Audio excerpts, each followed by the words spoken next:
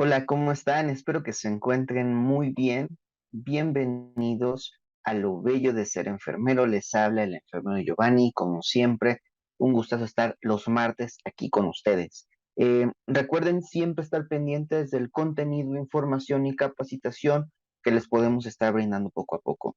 Pronto muchas sorpresas. Eh, Sin darle más vueltas a la presentación, pues vamos a iniciar con un nuevo episodio y el día de hoy estamos en nuestro capítulo número 37 eh, y hablaremos acerca de la rehabilitación cardíaca y la actualidad eh, de esta misma, ¿no? Y qué tanto influye o no el personal de enfermería, ¿ok? Entonces, sí es importante, ¿no? Poder entender esta parte, qué tanto la rehabilitación cardíaca tiene que ser tomado en cuenta pues no solo por los pacientes, sino también como algo muy necesario eh, en cuanto a nosotros los trabajadores de la salud. ¿Listo? Entonces, vamos a comenzar y como todas las semanas comenzamos nuestro podcast con una frase semanal. Esta vez elegimos una frase de Florence Nightingale que nos menciona que la enfermería pone al paciente en las mejores condiciones para que la naturaleza pueda sanar las heridas. Y con esta información, con esta frase, damos inicio a nuestro capítulo de hoy. Como introducción, han pasado eh, más de 40 años desde la primera información que la Organización Mundial de la Salud, la OMS, nos brindaba acerca de la rehabilitación cardíaca y en esta nos aconsejaba la inclusión de enfermedades cardiovasculares en programas de rehabilitación cardíaca, es decir, no solamente para prevenirla, ni tener ejercicios que nos ayuden a tener una mejor calidad de vida en un paciente infartado, sino también incluir enfermedades valvulares, miocardiopatías, enfermedades congénitas, etcétera, que estén englobadas en la parte de la rehabilitación, porque todos estos pacientes necesitan de esa rehabilitación para regresar lo más que se pueda a su estilo de vida. ¿Ok? Entonces va a ser bien importante que nosotros entendamos esta situación. El objetivo fundamental de la rehabilitación cardíaca es el incremento en la calidad de vida de los enfermos y, si fuera posible, mejorar el pronóstico. Para ello se precisa el trabajo coordinado de distintas especialidades médicas y de actualizaciones multidisciplinares. Las de índole psicosocial decidirán la forma preferente en la calidad de vida del paciente. Las pautas de control de los factores de riesgo y el entrenamiento físico también lo harán sobre el pronóstico de este paciente. Es decir, no tendrá el mismo pronóstico una persona que tenga una actividad física, digamos, aceptable, una persona que es sedentaria. Aparte de que el sedentarismo sigue siendo un factor de riesgo, no solamente para la enfermedad que ya le dio, sino para todas las demás que pueden venir. Y recordar que un paciente infartado, valvular o con alguna otra circunstancia cardiovascular siempre tiene insuficiencia cardíaca. ¿Ok?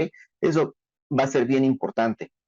Entonces, por eso la parte psicosocial va a verse reflejado en la calidad de vida del paciente, es decir, qué tanto se siente bien cómodo con el suficiente nivel de autoestima, el suficiente nivel socioeconómico para poder solventar sus gastos, ¿no? Y que también una enfermedad le puede privar de...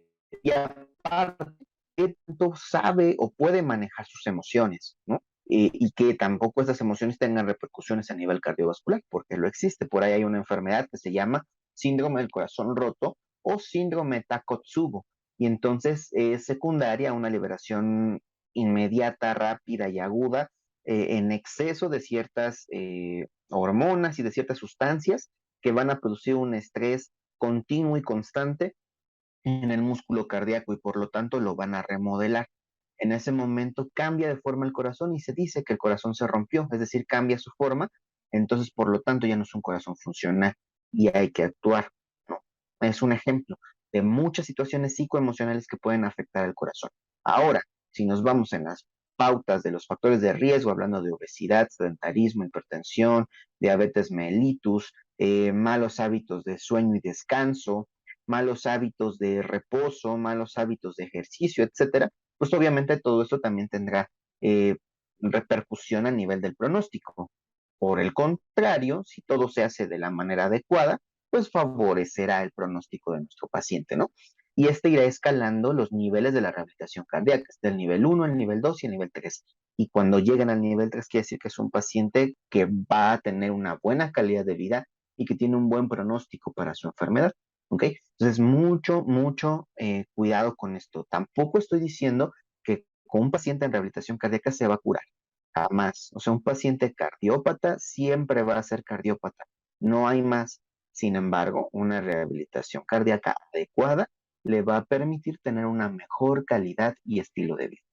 Entonces, con la experiencia se ha adquirido con la experiencia que se ha adquirido en este tema, se han ampliado las indicaciones y en la actualidad un gran porcentaje de los enfermos en rehabilitación está formado por ancianos con cardiopatías muy evolucionadas en insuficiencia cardíaca y siendo portadores de un marcapaso o desfibriladores automáticos implantables en una alta proporción, esto a nivel internacional. Según la Sociedad Española de Cardiología, la evidencia demuestra que existe una disminución estadísticamente significativa de la mortalidad de los programas de rehabilitación cardíaca en estudios aleatorios, que se realizaron a corto y mediano plazo. Eso también es importante. Los realizaron a corto y a mediano plazo. Obviamente, a largo plazo, un paciente que continuó con su rehabilitación cardíaca va a tener menos porcentaje o riesgo de mortalidad de acuerdo a su instancia cardiovascular. Sin embargo, a corto y a mediano plazo, que es cuando puede haber otra agudización de las enfermedades, entonces también hay un beneficio específico. Incluso en aquellos pacientes que tengan insuficiencia cardíaca franca. Hay diferentes tipos de insuficiencia cardíaca. Allí hay en el podcast un capítulo eh, especificando algunas situaciones de la insuficiencia cardíaca, haciendo un resumen enorme de todo lo que es insuficiencia cardíaca. Entonces, por si quieren escucharlo y repetir un poquito acerca de eso, lo pueden encontrar en las plataformas de audio y en la plataforma de YouTube también, para que lo puedan escuchar y puedan aprender un poco acerca de insuficiencia cardíaca. Sin embargo, también es cierto que no todos los pacientes que tienen indicaciones o cumplen con los criterios o requisitos toman la rehabilitación cardíaca. Según la American Heart Association, concluye que solo del 10 al 30% de los pacientes toman las terapias de rehabilitación cardíaca. Hay esta fluctuación de 20% en cuanto a estadística porque habla de diferentes zonas, ¿no? La American Heart Association, yo creo que hizo un estudio a nivel Estados Unidos, en la cual eh, vio la manera más fácil de seguir a nivel de sus estados, obviamente, quienes fueron inscritos a su programa de rehabilitación cardíaca, cuántos comenzaron y cuántos no terminaron, ¿no? Y cuántos sí terminaron. Entonces, también esta parte es importante. Solo del 10 al 30% toman las terapias de rehabilitación cardíaca y de esos 10 a 30% no todos la terminan. Entonces, es importante, sin embargo, los que terminan dan unos buenos resultados, unas buenas conclusiones. Es importante tomar los programas de rehabilitación cardíaca y si no existen, hay que promover uno, hay que hacer uno. Esto es un ámbito importantísimo que un profesional de enfermería puede llevar a cabo, ¿no? Para que un paciente con cardiopatía, y específicamente en México, que es la primera causa de muerte no infecto contagiosa, la cardiopatía isquémica para ser exactos. Entonces, imagínense, la primera causa de muerte puede ser rehabilitada, no cura, rehabilitada. Y entonces es un campo de acción enorme para nosotros como enfermería, ¿no? Solamente es cuestión de hacer un equipo, montar una clínica o un consultorio de rehabilitación cardíaca, obviamente con lo que se necesite para tener un módulo de rehabilitación cardíaca y poderla brindar a los pacientes y que ellos tengan la oportunidad de mejorar su calidad de vida, ¿no? Muy bien. Eh, Actualmente se considera que los programas de prevención secundaria y la rehabilitación cardíaca deben tener en cuenta 5 puntos para lograr sus objetivos. El primer punto dice que los ejercicios deben ser solo una parte de la rehabilitación cardíaca. El segundo punto dice que tanto la rehabilitación cardíaca como la prevención secundaria deben incluir el control de todos los factores de riesgo asociados, es decir, tabaquismo, hipertensión arterial, diabetes, dislipidemias, obesidad y aparte el nivel de actividad física de esa persona. Los aspectos no cardiológicos, es decir, los aspectos psicológicos, sociales, laborales, pedagógicos, personales, familiares, etcétera, juegan un rol importante en el éxito o fracaso de la rehabilitación cardíaca. Es un todo. Recuerden, la persona no solamente tiene tres esferas, actualmente estamos hablando de cinco: biológica, psicológica, social, espiritual y cultural. Y estas cinco esferas se van a englobar en lo que representa cada uno de los pacientes. Y es por eso que estos aspectos influyen mucho en que ese todo decida continuar o no en una terapia de rehabilitación cardíaca y en cualquier otra. Un punto número cuatro: los programas de rehabilitación cardíaca fracasan solamente por las altas tasas de abandono y por ser incompletos. Los programas que continúan es porque la gran mayoría de sus pacientes adquieren ese estatus de responsabilidad con su salud y entonces acuden a sus terapias de rehabilitación cardíaca y siguen el planteamiento. Y si son de otros estados, como por ejemplo el Instituto Nacional de Cardiología Ignacio Chávez y el Nacional de Rehabilitación, que brindan la terapia de la rehabilitación cardíaca, le dan un programa a sus pacientes. Y cuando vienen a su consulta y cuando vienen a su revisión, entonces es mucho más sencillo poderles dar un seguimiento, poderles cambiar o modificar los ejercicios, porque ahí es donde valoramos si lo hacen o no lo hacen. El problema es este: como los centros de rehabilitación cardíaca también están muy centralizados a nivel nacional, necesitamos expandirlos, que no sea tan difícil el acceso a las personas con este tipo de terapias. Pero bueno, eso lo vamos a ir haciendo poco a poco. Y nos dice, de acuerdo a los estudios, que es que no es que fracasen o que no funcionen, no, funcionan muy bien. El problema es que son muy altas las tasas de abandono y las tasas de, eh, de que los pacientes no completan su terapia de rehabilitación cardíaca. Punto número 5: la mayor expansión de estos programas dependerá de la difusión de sus ventajas, de una implementación racional que complete el costo-beneficio y una correcta interpretación que también lleve a cabo de los resultados, ¿no? Y todo esto, tanto la difusión como la difusión, perdón, el costo-beneficio y la interpretación correcta de sus beneficios, entonces formen una base impresionante para la investigación científica, porque también esto va a reforzar la difusión de ese mismo conocimiento. Y por lo tanto, muchos más de los profesionales de la salud, enfermería en específico, y muchos más de los pacientes van a estar enterados de qué tan beneficiosa o no es la rehabilitación cardíaca. Para hacer más conciencia en este tema, les mencionaré algunos beneficios de esta actividad física y que, bueno, no solamente para nosotros, ¿no? Para los pacientes cardiópatas en general, para todo el mundo. Disminuye la presión arterial, disminuye el colesterol LDL y los triglicéridos, aumenta el colesterol HDL, disminuye la glicemia, mejora el control metabólico, aumenta la masa magra, disminuye la masa grasa, aumenta la capacidad aeróbica o funcional de nuestros pacientes, disminuye la ansiedad y el estrés, mejora la función endotelial y aumenta las cantidades y la producción de óxido nítrico, mejora los segmentos isquémicos si es que ya hubo un daño a nivel estructural del corazón, mejora el umbral de isquemia, es decir, el umbral no sigue creciendo, sino se mantiene, eh, e incluso puede disminuir. Podría aumentar la circulación colateral, es decir, la creación de nuevas arteriolas que salgan ramitas de esas arterias coronarias, por ejemplo, y que tenga una mejor perfusión, ¿no?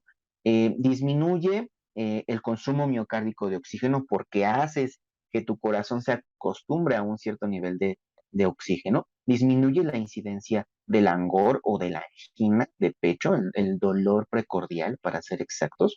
Detiene la progresión de la enfermedad cardiovascular, tiene un efecto antitrombótico porque va a mejorar la circulación, ¿no? Al mejorar la función endotelial, el aumento del óxido nítrico las arterias van a empezar a tener un flujo laminar y entonces vamos a tener em, un efecto secundario que es ser antitrombótica, ¿no? En este caso, aumenta el tono vagal, controla la frecuencia cardíaca, por lo tanto, disminuye la liberación de catecolaminas, tiene un efecto antiarrítmico, es decir, el corazón va a empezar a acostumbrarse, al principio obviamente con ejercicios va a ser forzado, va a tener un grado importante de arritmias, ¿no? Al principio y después se va a ir acostumbrando.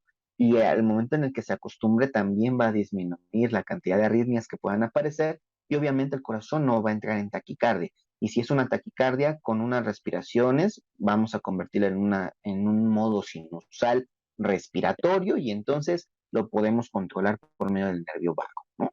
Entonces va a ser bien, bien interesante una rehabilitación cardíaca bien hecha. Disminuye, no es cierto, ayuda a combatir el tabaquismo. Entre más ejercicio hagas, menos necesidad de tabaco vas a tener, porque vas a empezar a ver los beneficios, ¿no? Modifica el sedentarismo, obviamente ya no vamos a estar sentados todo el tiempo, ¿no? Vamos a estar haciendo alguna actividad física. Favorece la reinserción laboral precoz, es decir, si el paciente todavía es una persona económicamente activa, entonces vamos a favorecer con la rehabilitación cardíaca a que regrese a sus actividades lo más pronto posible y de la mejor manera posible. Yo no puedo decir que un paciente que se infartó ya no puede hacer cosas, no. Ese paciente necesita hacer las mismas cosas que hacía y mejorarlas, mejorar su calidad de vida, mejorar su estilo de vida con una actividad física. Entonces yo no puedo decir que un paciente que se infartó ya no puede hacer cosas, al contrario, lo voy a poner a hacer las mismas cosas poco a poco, progresivamente, pero él debe de regresar lo más parecido a su vida. ¿Ok? Eh, Mejora la relación sociofamiliar y sexual. Esto va a ser bien importante. De verdad que es chistoso, eh, pero los pacientes que tienen esta situación, vamos a llamarlo patológica cardíaca, es bien común porque te preguntan, no todos, pero sí en un gran porcentaje, un 30-35%, tal vez un poquito más, te preguntan si ya pueden, llegando a casa, tener relaciones sexuales, ¿no?